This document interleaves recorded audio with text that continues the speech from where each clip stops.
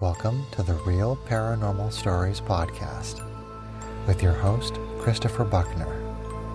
Send your stories to realparanormalstoriespodcast@gmail.com. Royalty-free music provided by Kevin MacLeod and Tabletop Audio.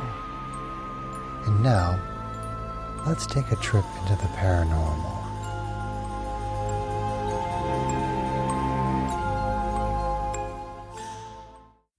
This story comes from Reddit user MutedNothing7346.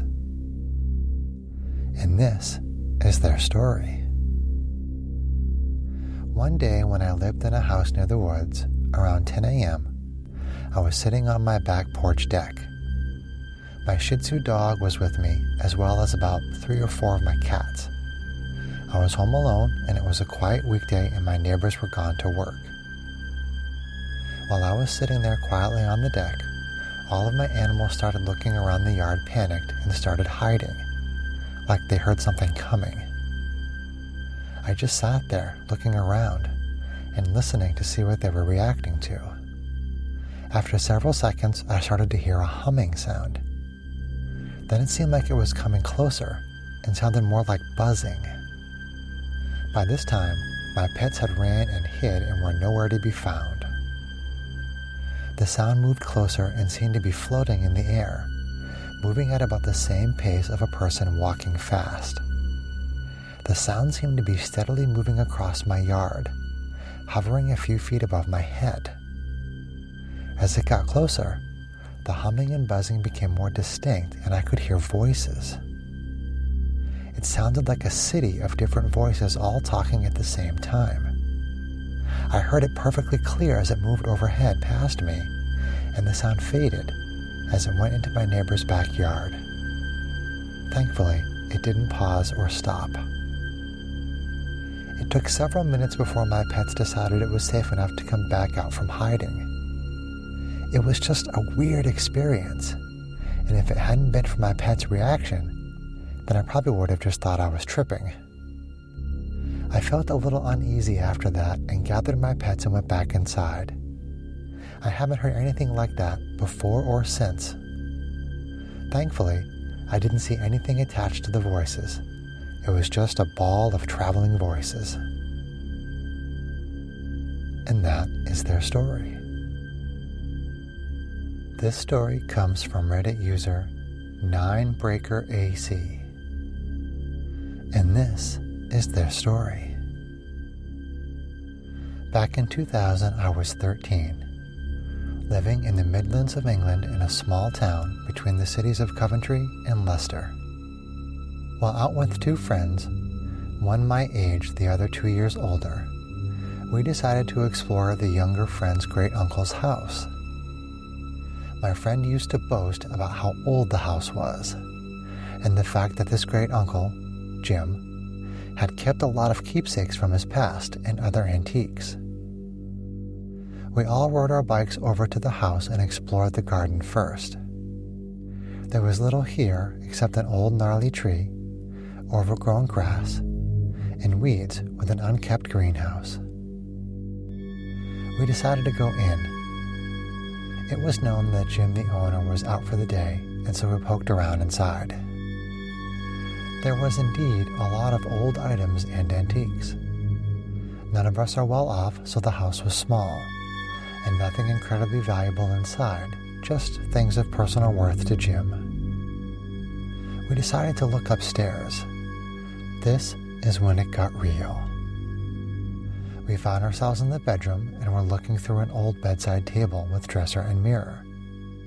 Curious, we opened one of its drawers and looked at an old pocket knife. This was left on the top of the dresser. My younger friend then opened a picture. It looked like a big locket with no chain. He opened it up and placed it on the dresser top in front of the mirror. I'll never forget the picture. Hand-painted and very well done, it was of a woman, 30 to 40 years old, wearing a low-cut and fancy white dress. Around her neck was a big silver necklace with a turquoise jewel at the center. Her eyes seemed to follow us, seemed to know we were there, her expression unapproving, unmoving. We were starting to freak out at this, just as the three of us had agreed that the picture was odd and it was time to pack up and stop exploring.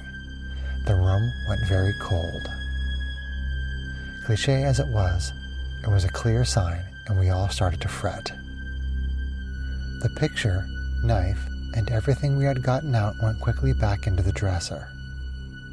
We heard the back door open, slam shut, and then footsteps were making their way towards the stairs. "Jim!" my friend who is related to the homeowner shouted. No reply. Again, he shouted, with no reply. We were all on the landing at this point, looking down the stairs toward the lower rooms. We could still hear the footsteps, close now, really close. Then the footsteps were on the stairs, which we could all plainly see. I must clarify, these footsteps were clear and loud, and it was definitely not a neighbor or similar noise.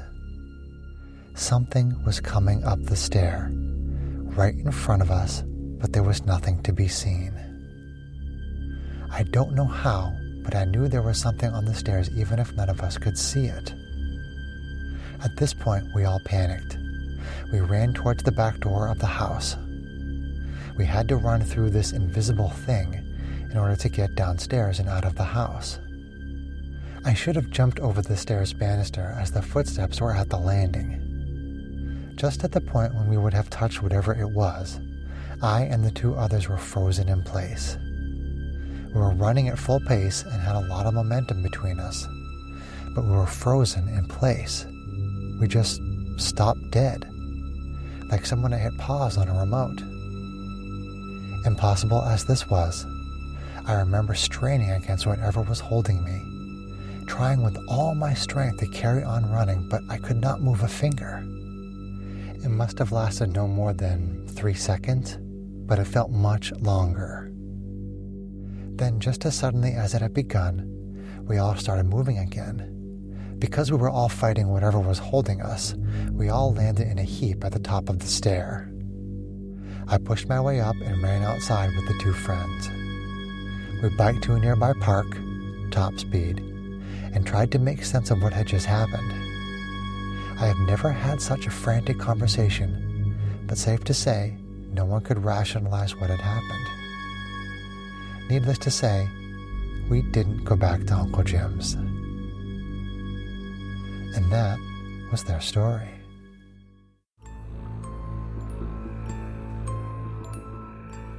That's all for this episode of the Real Paranormal Stories podcast. If you liked what you heard, please leave us a review anywhere this podcast can be found.